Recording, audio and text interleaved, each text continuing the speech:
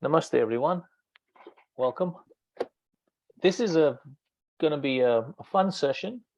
Just letting you know, we're going to be moving at warp speed. It's really a 2 or 3 day session. So we're going to try and cover this in 2 or 3 hours. So let's start. We're going to talk about today is how to build, on the basis of building a sustainable food garden, utilizing recirculating water food growing methods.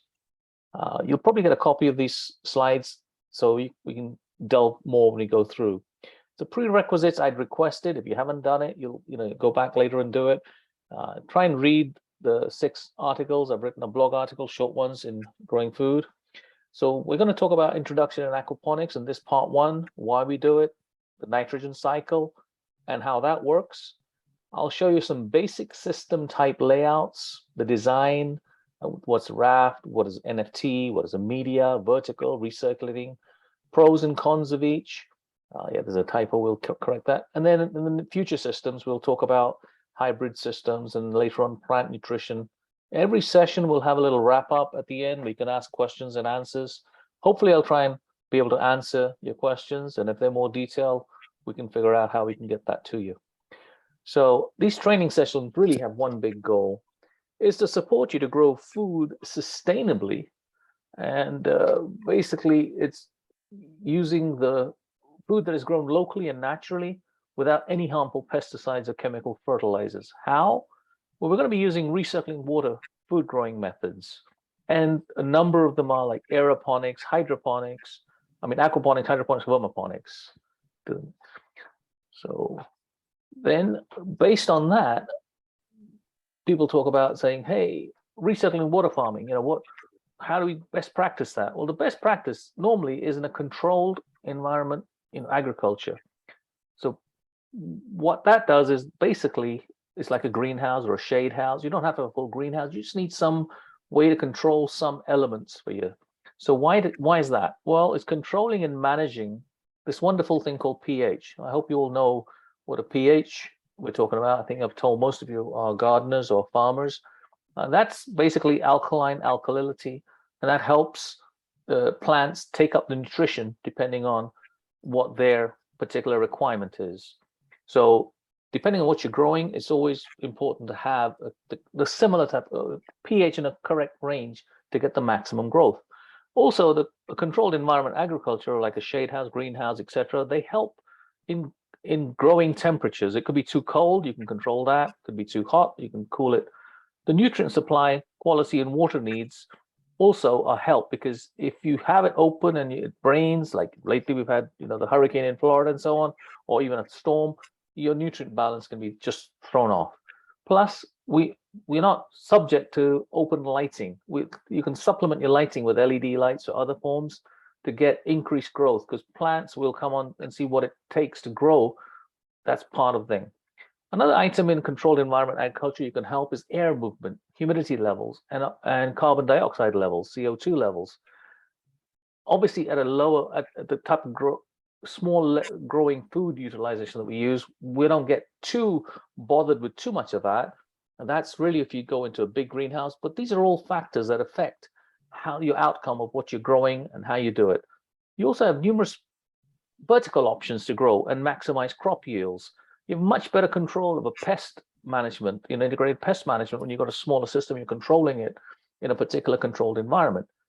You're basically making your own space where you're growing the food into whole nature. You're giving yourself also a lot more option to reduce the carbon footprint and incorporate clean energy.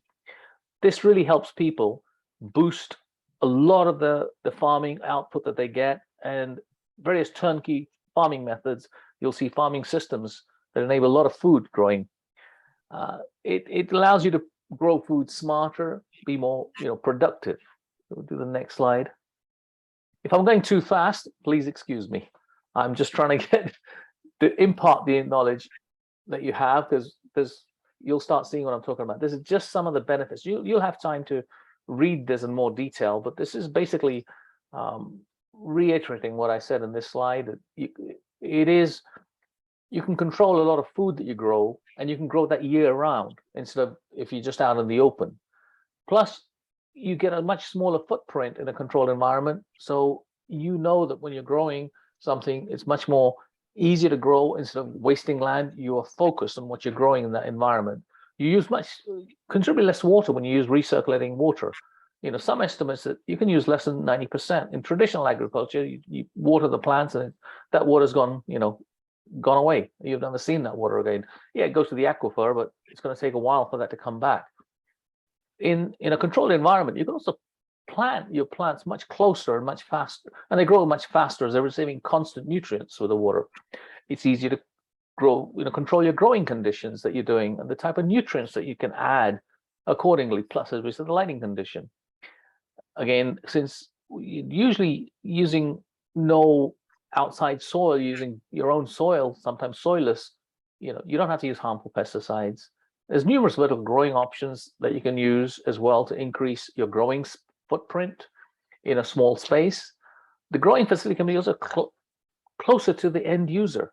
So you're saving tons of food miles, again, helping carbon share, stopping the carbon footprint or lowering it. So you can actually have literally in your backyard, almost in a school neighborhood or in a housing complex, you can have all that growing your food, a lot of stuff that you can eat there right on the spot.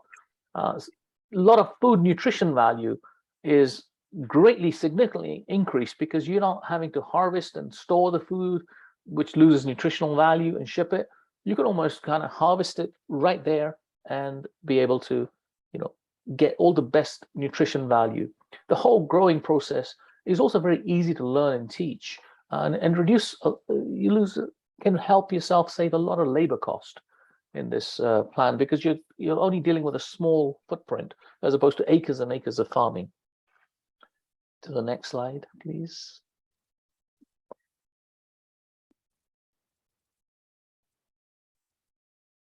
Okay, so what is recirculating farming? Well, what we're doing in recirculating water is basically, we've had various techniques we can use and adapt. Now, drip irrigation technically isn't recirculating because it only goes, but depends on how you incorporate drip irrigation as well. We've got aeroponics, where that's one method of growing using recirculating water farming technique, aquaponics, hydroponics, etc. They're all can be used along with different types of containers that depending on what type of food you're growing. Plus, when you set this facility up in a controlled environment, utilizing this method of growing your food, that facility can actually be moved to a different location. You can't pick up a whole 2, 3, 4 acres and move that. But this facilities, you can actually pick up because most of them are pretty mobile. This facility or the controlled environment agricultural and utilizing recirculating water farming techniques work best for things like leafy greens, all types of leafy greens. You can have lettuces, Swiss chard, basil, and also for vegetables, tomatoes, cucumbers, peppers, eggplant, squash, herbs. I mean, I've grown okra. I grow lots of a whole variety of Indian vegetables, bitter melon and stuff. Amazing stuff that you can grow. You imagine it, you can grow naturally. If you say, I want to grow wheat, I want to grow barley, that's a bit different. But this is mostly for leafy greens and vegetables. Can we go to the next slide, please? Okay, so this is a little complicated slide, but it's not really. It's a very base slide. If you look at it, there's certain parameters for any growing environment where you're going to grow food, whether it's in a controlled environment agriculture or it's outside. But in the controlled environment agriculture, we basically start off with, like anything, light. Very few things grow in the dark. So we know light. And the light, basically, when we go more into detail, is how many hours of light during the day you're going to have.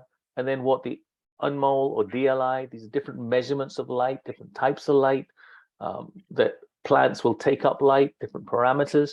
That becomes more and more important as you go more into a greenhouse environment. We're looking at the temperatures as well. If I'm going anti-clockwise at the moment, you're also looking at the temperatures. Certain plants like lettuces and so on like a cooler temperature. Other plants like eggplants, okra, like a warmer temperature. So that's something you got to consider. Same with humidity. Certain plants like a higher humidity, certain less. Now, that's on the surface level. But when you in the water, especially if they're submerged, you're looking at what the root zone temperatures are. Even in soil, when they say put mulch on something in a container, that's because they're trying to control the root zone temperature as well. Obviously, you need water, you need nutrients. Either can be soil, in aquaponics, or not so much in aquaponics, in hydroponics, others, you're looking at the electric conductivity. So EC, we're saying that's basically what type of value or amount of nutrients you have in any solution. Oxygen is obviously a very important part. When we measure oxygen or dissolved oxygen in parts per million, and we mentioned carbon dioxide, that again, in the nature it occurs, but in a closed environment, you've got to be careful. Sometimes you have to introduce it, or you have too much, you've got to control that. As well as airflow, we mentioned people use fans, etc., to replicate wind. And so this is a basic slide of the parameters that you need in a growing environment to grow any food.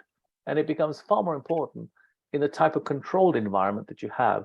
The more larger the greenhouse or the more structured, you need to pay more attention to many of these factors.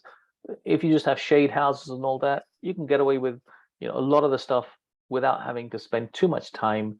Oh, I have a precise amount, because there's a lot forgiving. So we go to the next slide and you'll see what we're talking about. So we talked about recycling farming methods. There are many types, but we're going to concentrate on one today, and that one is aquaponics. Now, it's not that one is superior over the other and so on. It all depends on what you want to do. So what is aquaponics? Well, ponics is normally just growing in water, and aquaponics is using aqua waste, anything that is to do with aquatic items. So basically, it's a combination. Aquaponics has become a combination of two different types of recircling farm growing methods. One is aquaculture, and the other is hydroponics. So what's aquaculture? Aquaculture is just basically the aquatic farming of fish. It could be shrimps, etc. That's just aquatic farming. People can have that either indoors again, or they can have it out in open ponds and so on where they change. But it's just, that's with the aquaculture. And what does aquaculture do?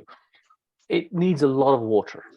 And a lot of water, because the aquatic, when you're putting so many fish or aquatic items in a small area, they produce a lot of waste, which is ammonia. And they can only live in that ammonia waste up to a certain level. Otherwise, it becomes harmful for them, fatal. So they have to have constant clean water, lots of filtration. And obviously, with all that waste that they can't use, it produces a lot of pollution. The other side we have is hydroponics. So what is hydroponics? Again, it's growing, as I said, it's growing the plants with nutrient-enriched water.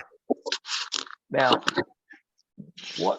it's very intensive, normally hydroponics, because there's different types, but the one that we're looking at here usually is where you're using in containers that have water at the bottom, and the plant roots basically are submerged in them. It may produce a lot of wastewater, because when you add nutrients, a lot of the nutrients are basically salt-based. After a while, many of those salts build up so that the plants cannot pick up the nutrients. So basically what you have to do is you have to change that water out. We call that flushing, where you drain the whole solution out. You may be able to use that solution elsewhere, but it requires a whole change. Again, using a lot of water, a lot of waste, and you need to keep adding nutrients. And often that may or may not be organic. Now, lately, things have become much better, but it used to be when I started off, a few years ago, there were not many nutrients that were easily available to hydroponics. Is everything okay? All right. So let's look at the next slide, which is, again, aquaponics so it integrates these two systems. And then just see the benefits. So you got aquaculture on one slide, hydroponics on the other, and aquaponics at the last. So let's look at each one. Fish production, you have a high density of fish production in aquaculture, faster growths. Hydroponics, there's no fish. The same thing gets repeated in aquaponics. You can have a higher density and you can have faster growth. Plant production, in aquaculture, there's no plant production. In hydroponics, you have obviously the same. In plant, you can grow a lot of plants, high density, faster growth. That is also covered. Sorry. that's all. If you could put yourself on mute, because I'm getting some feedback from people, there. Aquaponics also allows you to have higher density and faster growth. It is also very, very efficient in the water efficiency, much more than the other two systems. Why? You'll come to see that as we go. The waste generated in aquaculture, as we said, we have to often get rid of that waste. Not easy to do, and also they may have lots of hormones and antibiotics introduced in there to keep the fish, safe, and help them grow. We may not be able to use that, so that becomes a waste. In hydroponics, we talked about high salt contacts that may require a lot of flushing. In aquaponics, actually, the waste is what is the system. It becomes that natural fertilizer. We'll show you how in a minute. So what do we use for inputs? Well, in aquaculture, you need clean water, fish food, the antibiotics, and electricity to move the pumps and the air and all that. In hydroponics, same, clean water. I'm saying chemical and organic nutrient solutions. It depends on how you use and what you grow. That's your style. And if organic nutrients are available or not. Whereas in aquaponics, use clean water, fish food, and electricity. They're the main three things that we need. And you'll see how that works. The magic thing that makes aquaponics work is what's termed as the nitrogen cycle. And that's basically what we call the cycle of life. You wonder, what is a nitrogen cycle? Well, I don't know if any of you know, but the air that you breathe, I wonder if you know how much oxygen that air contains. I'll give you just a couple of seconds to guess. You think it's 60%, 70%? You might be surprised to know the oxygen content in the air that you breathe is only about 20%. And that nitrogen forms about 65 plus almost 70% of the air that you breathe. And that is an amazing factor that helps every living thing needs that. Now, how do we get that? What is this nitrogen cycle? Well, we raise fish. So let's see how this aquaponics works. So I'm going to raise fish in a tank or another environment, like a pond somewhere. So as we're raising, sorry. Okay. So nutrient-rich fish water basically gets pumped from that fish tank into a biofilter or somewhere where actually the beneficial bacteria start converting and working on it on the ammonia, on the fish waste, that they convert it first to nitrates and then to nitrate. These are the things that plants need. So what's nitrate? So nitrogen, things that plants need to grow. The water is pumped back then to the plants, which absorb the nitrates and the nutrient-rich water, making it clear, filter clear, and it comes back to the fish tank, so they have clean water that is hopefully ammonia-free. It's a symbolic relation. They each helps the other. A chart that a friend of mine put together when he is in Backyard Aquaponics, Malcolm Joel, gives a visual interpretation. So we start off on the right. We say the cycle of life. There's fish that are eating. You feed them food. Their waste is ammonia. At a high level, the ammonia is going to kill them. What happens is when that water gets pumped into or placed into a different container or somewhere where there's a biofilter, and that can be various types, which we'll talk about, nature has some beneficial bacteria. Not all bacteria is bad. In this case, this beneficial bacteria, there's a whole bunch of them, but the main two branches will first convert parts of that ammonia to nitrites. And then the other beneficial bacteria works on the nitrites to convert it to nitrates, which is nitrogen basically, that the plants will absorb as they're growing. Their roots will pick up, and basically that ammonia now, which has turned into nitrate, has been absorbed, and clean water is returned back to the fish to basically do the whole cycle. Fish don't die, they do more waste after they get their food, and the whole cycle continues. Aquaponics, people have meant different things to people. Basically, that is what the symbiotic relationship is. Fish and plants growing happily together. You can see this in virtually all nature when rivers flow and oxygen's created, plants grow, the fish are not dying. It's only when there's a stagnant pond, there's no air, nothing, you get dead zone areas. But if you have a continuing circulation of water and fish, plants you're going to have a cycle of life. So we go to the next slide. The nitrogen cycle, the cycle of life, two different bacteria we talked about. You don't really need to know them. Just know that there's two.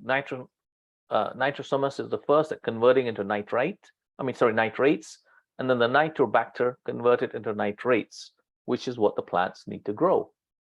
So here is a very, very basic example of what we're talking about. The bottom, you've got soil. They've said it's tilapia, it could be catfish, it could be any type of aquatic fish, okay? You feed them food, and obviously they do their waste, which is ammonia.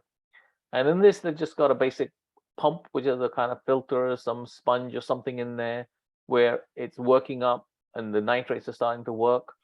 That is fed back into a container that, in this case, it's not soil. Actually, in here is probably going to be, the guy hasn't put it, it's probably things like, what they call it, some could be shale, could be the clay pebbles and so on, which is inert activity. But in there, the beneficial bacteria will start converting it also to create the nitrate and nitrate, which here they're showing the plants' roots are picking it up, and they're showing the exit of the water through an item called Bell siphon. We'll talk about that in a second or two, or a few minutes. And that water returns back. This is a cycle you can see continuous, and that becomes what we call a cycle of life, the nitrogen.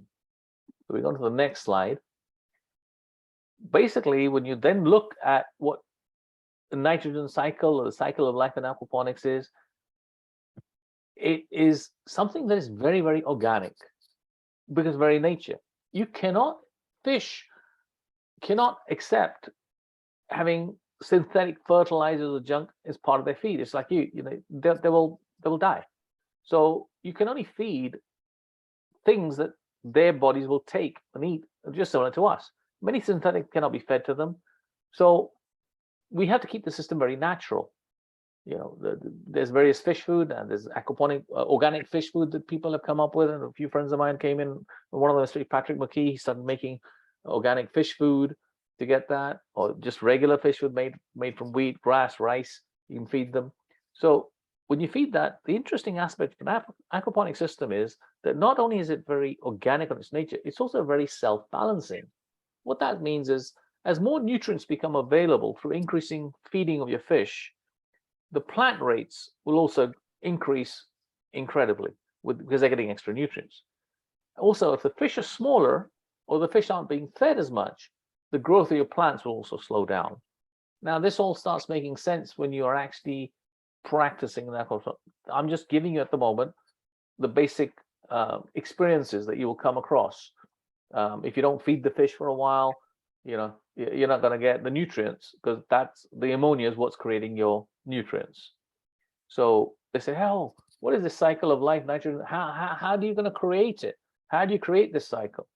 Well, there's what we call the do nothing method. So I did one of my initial aquaponic setup. I did basically this do nothing method. I put a 500 or 600 gallon tank. I put koi fish, which is one of my favorite type of fish, because they'll eat even when it's cold. And we left nothing. We just circulated the water through the filters. I didn't put any plants, nothing. Basically, the ammonia started getting attacked or worked on, eaten by the beneficial bacteria. And after a while, I tested my system, and lo and behold, I had the nutrients. I started adding the plants, and they started obviously grow slow, but within a couple of months, I was having basil that I'd started growing at a faster rate than I'd ever seen growing. So that's one way of doing it. Another way of doing it is what we call a fishless cycle, which is about a month. You just add certain hydroponic solutions, nutrient solutions, such as Maxi Crop, which is basically seaweed and some fish with a little bit of iron, chelated iron. And then you introduce the plants. You have slow growth initially, but the system will then help kickstart yourself. You obviously got to monitor your pH levels. This is a whole bunch of other jargon other items that we're going to be wanting to to do when we get to the growing level and at the future date. But you're going to be checking for this, and then during the course you're also going to be checking for things like what's the chlorine level, what's my ammonia level, because you don't want a high ammonia level because you might be feeding the fish too much. But that's all coming on at a future program that we'll do.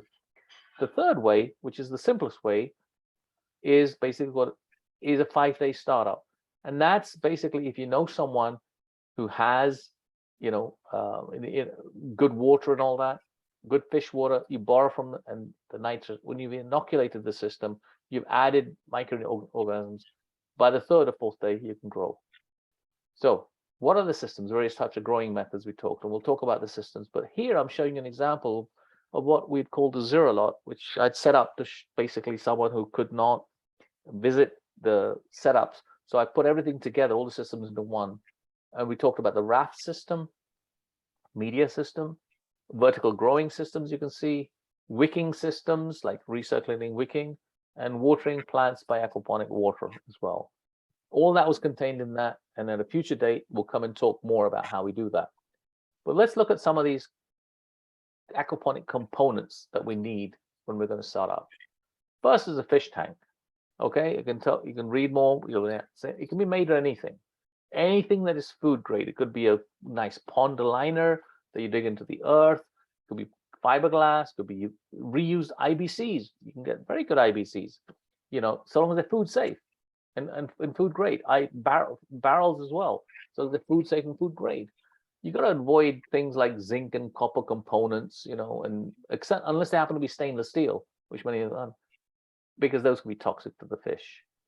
Yeah, it's better to get more of a surface area than a depth necessarily. And the larger, the biggest you can have, given your size that you're growing, the better. It helps you keep your temperatures cooler, and the water biology and temperatures also there. That's one. The next is a sump tank. Often we will use the return water, instead of it coming back straight to the fish tank, we will have another tank. Fish tank could be a higher level for water to exit. The sump tank could be another lower level, basically, or another place where the water is going to come in first. The same thing applies. It should be food grade and so on. It holds the water. Depending on how you're growing, what your containers are, you will have to have, the setups and different size heights. That all come in. But know that a sump tank is another tank to collect water, normally the extra water that returns back from your growing container. Growing beds, again, the food grade stuff comes in all the time, material. Grow beds can be any size, any shape, depending on what you're using. They could be a raft, media, NFTs. I'll explain all these things to you in a minute as we go through. Just note that, like anything else, there's certain size and ratio volumes when you use these grow beds and you're designing, depending on how and what you're using. So, you have to keep some simple rules in mind when you do that. Filters. Now, what is filter? Well, the filter waste is basically a way to stop the fish poop or the fish nutrients from going straight to the roots. You need to basically be able to hold them in some means of a container or some place. Could be a mesh, could be sponges and so on, the special design where they will capture that waste and let the beneficial bacteria work to break them down, to create the nitrite and nitrates. They can be various types. You can have a swivel filter, a radial filter, mechanical filter, solids removal filter.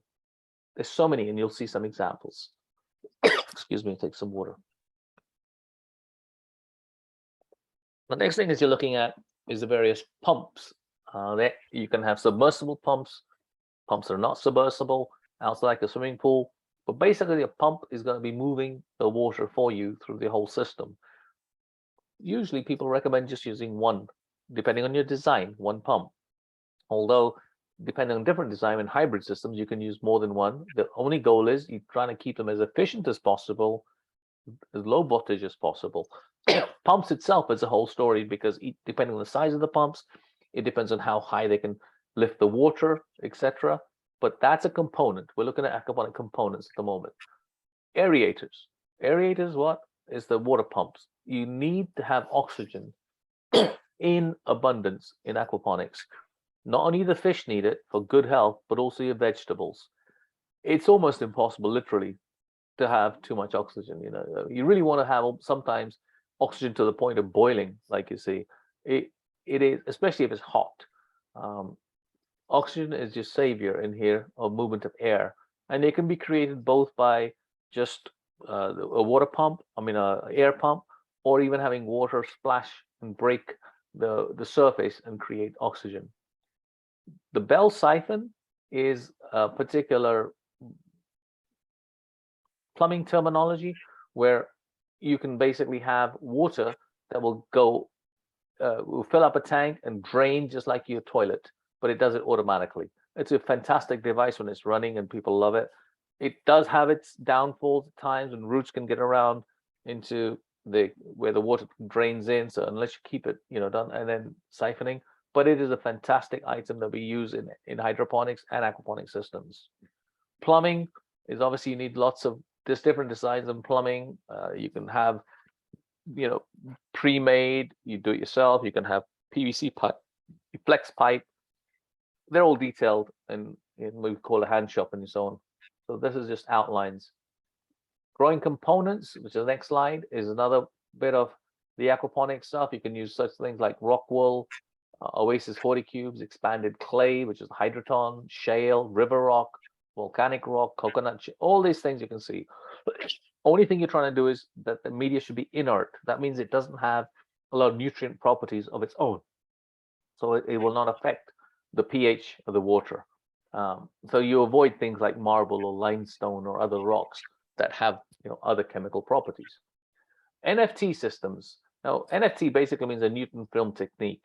And all it does is describe is basically a very shallow stream of effluent rich water. It could be a hydroponic solution. It could be, in this case, the fish solution that is being recirculated in that little, it could be a pipe or whatever, where the bare plant roots are picking up the nutrients through that.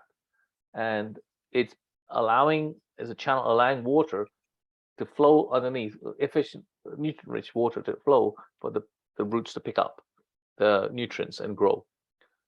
And that's recirculating the water all the time. Deep water culture, that's an interesting thing.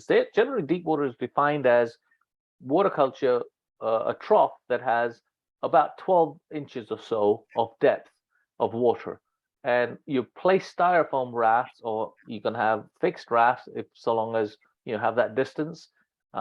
Basically, in net pots, you suspend your plants, and the plant roots are suspended in water. And there's water will go through, recirculate that depending on the rate that you want, and that will provide the plants will pick up the nutrients from the roots there. You got to be very careful when you design these deep water culture, because water is heavy. A gallon of water weighs roughly 8 pounds. So if you build a small trough, say 4 foot by 8 foot, I'm just giving an example there, you've got 32 cubic foot. So it's 7.5 US gallons per cubic foot. That's 239 gallons. That weighs almost 2,000 pounds. So, if you think I can put this, you got to have the ground, or if you want to put that on your ceiling or your roof, you got to be careful, right? So it's too heavy to go in that size. Converse to that, we designed, when I try to do something, you call a shallow water culture.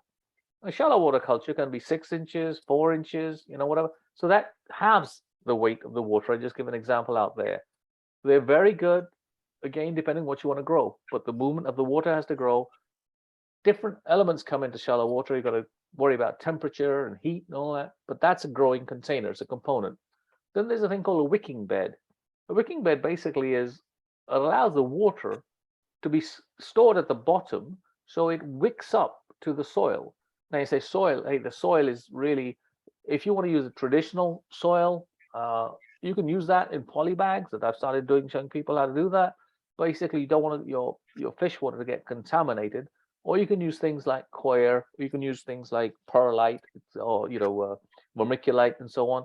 But they are in bags, could be fabric bags, could be poly bags, and they're placed in a container, in a grow bed but the water is below, is just flowing through, and the soil is wicking that water up. So just like, that is a fantastic way of growing as well. Allows you to grow a lot of root vegetables and other things that way. Now, other component in aquaponics, believe it or not, is also vermicomposting, because when you use that wicking bed, you use some of this, a lot of fish waste that you get extra waste, and your kitchen waste and your plant waste. You can get those red wigglers to get you a lot of your good, black magic. And in some places, they even create black soldier fly, which is fed to the fish. That's another thing. Other components you'll come across in aquaponics, these are plumbing components and things, are uniseals, bulkheads. Bulkheads are normally very good to connect, make holes in grow media beds and so on, if they're flat surfaces. When they're round surfaces like pipes or drums, then uniseals normally come in. Aquaponics, that's just my combination. We'll talk about that when we do hybrid, that I use the worm composting to, sometimes you don't have fish and so on, you can do that. It's a combination of. Okay, we go to the next slide, which is a real complicated one. This is to a large extent how some of the big commercial systems initially were set up.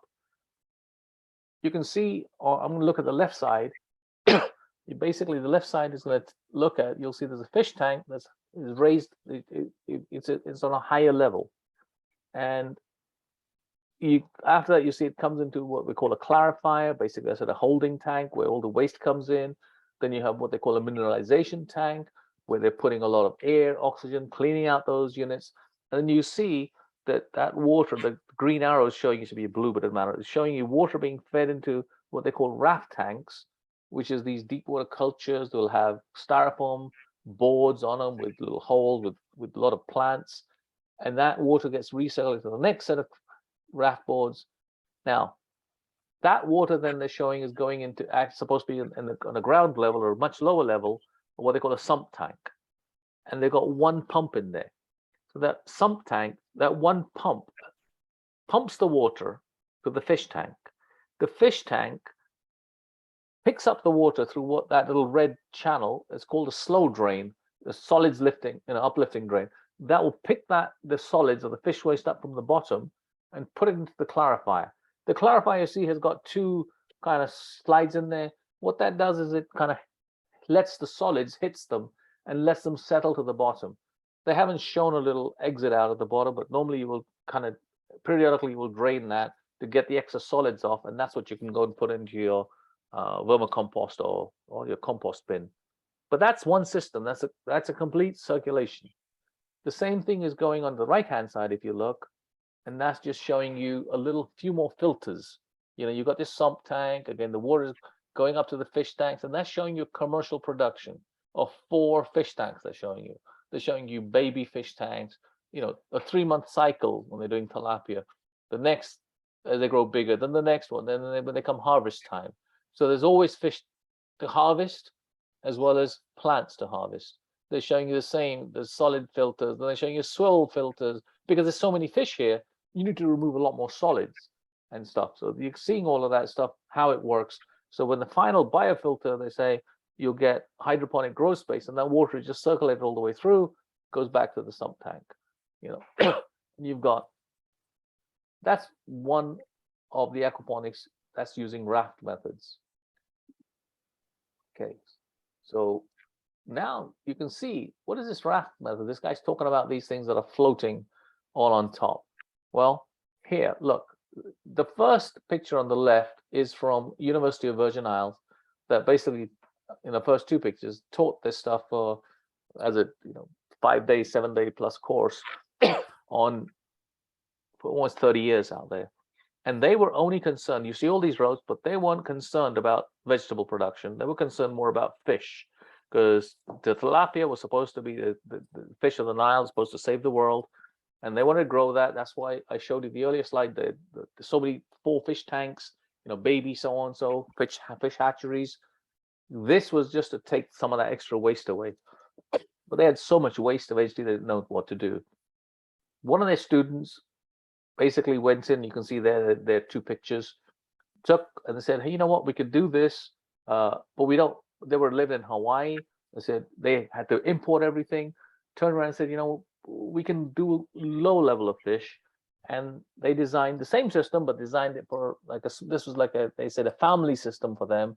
Obviously, a much bigger family for this because they had the land, but they've got the tanks on the ground using the gravity, and that the same system. When you can see those grafts, different size, spacing, but you can see plants growing. The same thing, they put it under a form of a environmental, controlled agriculture environment. You can see they've got the shade above it, and they've cut the rafts in like 2-foot lengths, and they're growing different vegetables in there. That gives you some of the examples of people, how you use deep water culture raft system. The next one is a Newton film technique. You got a couple of pictures of mine.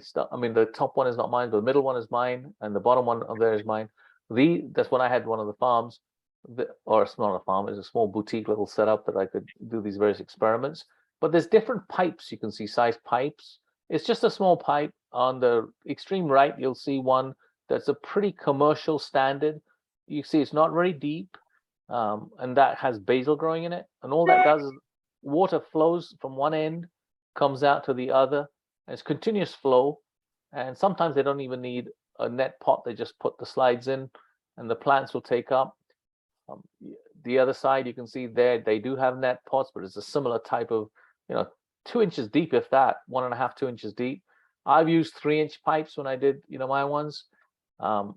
Basically, you're going to be able to grow a lot of leafy greens that 6 weeks, 8 weeks, you can grow. You can't leave them too long because the root system will come in. So easy to set up, easy to work, lightweight. Disadvantages, you make long lengths, you leave them out somewhere, water temperature changes immediately. From one end, I'd experienced, I had a 48-foot length pipes. One end temperature would come in, it'll be like 75, 80 degrees. Go with the other end, you're looking at 90, 95, especially when it's sunning. So, and the plants will start dying. You need a lot of filtration because you need to have clean water right there.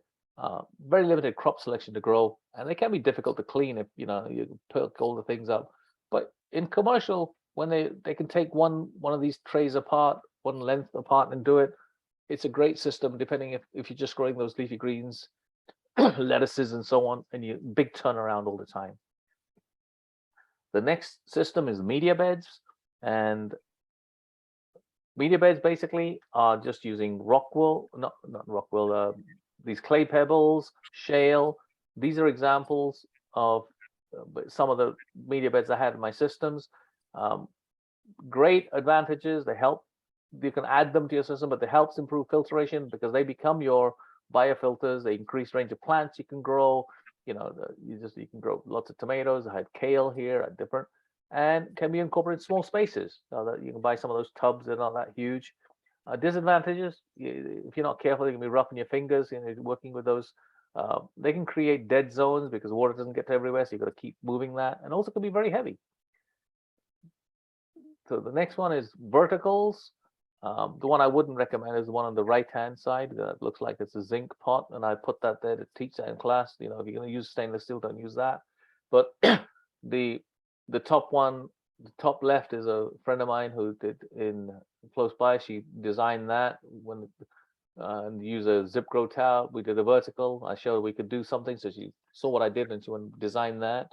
That you can have fish underneath, and that could work the same way. Middle finger is one of the towers I built that, and people have incorporated similar things.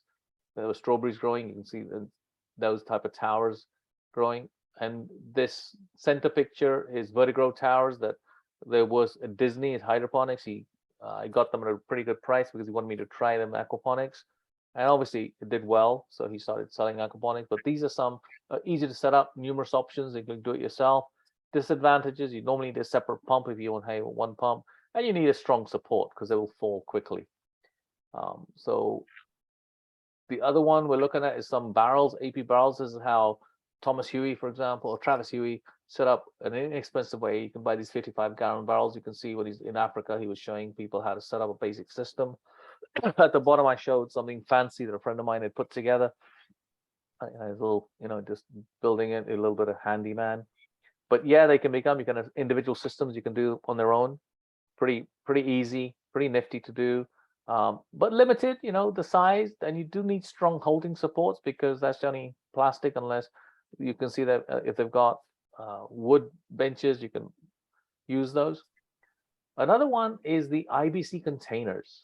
This is probably a very popular, inexpensive way. They're used quite widely in Australia, where they have a lot of water problems. I mean, water issues. We're lucky that we don't in most parts of the country. Sometimes we have too much water, but we're also starting to experience that in many parts that we're having water shortages. But these are containers that we recycle, repurpose them, and there's so many different ways to design them. So they're very easy to set up, very affordable. You can buy one of these depending on if it's food grade, food safe, $250. And it's like a $250 or so, 200, 250, depending where you are. And they have a steel frame around them, solid built. You can cut them up to various sizes. They're normally 250 to 285 gallons is the average water holding capacity. You can see the first picture that one guy's used a portion of that as his grow bed, and he's got some form of siphoning system in the middle for the water. At the bottom is his fish tank. Various designs. The friend I talked about, Joel Malcolm, he ended up writing this IBC of Aquaponics, which I think is still available online somewhere if you can find it. That talks about a lot of these, how you can incorporate them, how people incorporate them. The media bed flood drain, fairly simple examples that we're saying that these are just setting up the systems, and some call it chop, slow drain. This you'll have the slide, but basically you're just seeing that there's flood tank at the top, fish tank. In the first one example was Forrest Huey. He had fish tank at the bottom.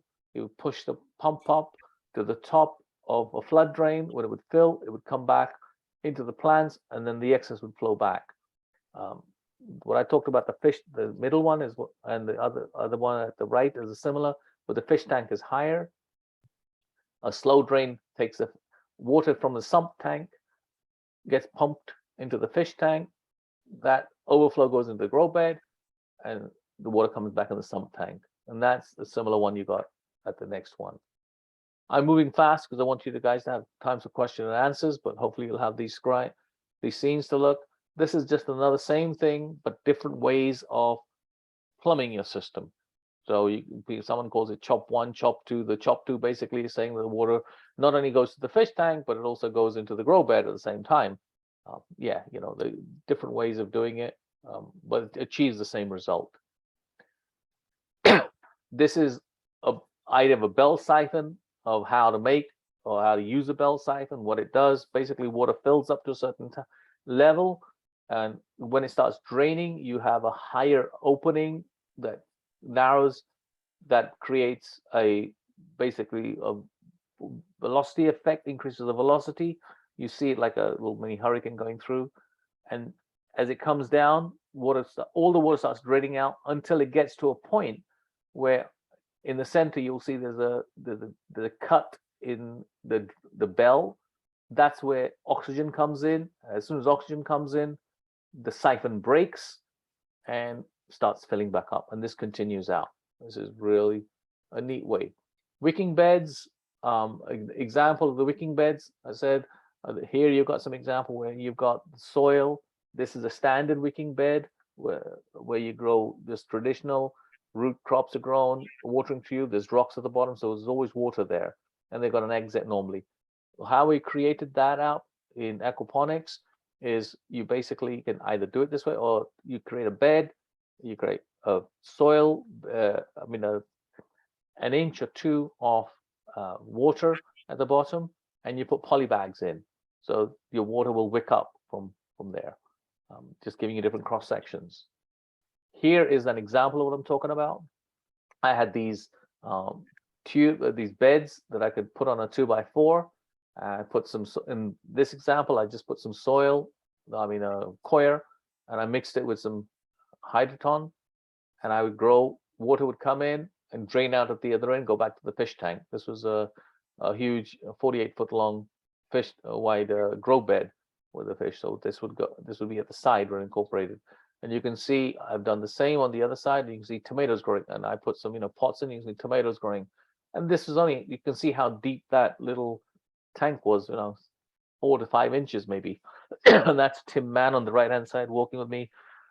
With very tight. I was in a backyard, 15 feet or so on, and I incorporated the NFTs. You can see the all things. That's all. Now, it's easy. It's easy to do. This I've not come across any disadvantage of this because depending on the size, you can grow everything and anything within. I mean, in our world that we talked about, obviously not wheat, but you can grow a whole bunch of stuff. You can grow wheatgrass and all that. That's a different way. But this stuff is fantastic. Grow okra, tomatoes, squash, beetroot. All right, I've gone through rush speed, covered an hour.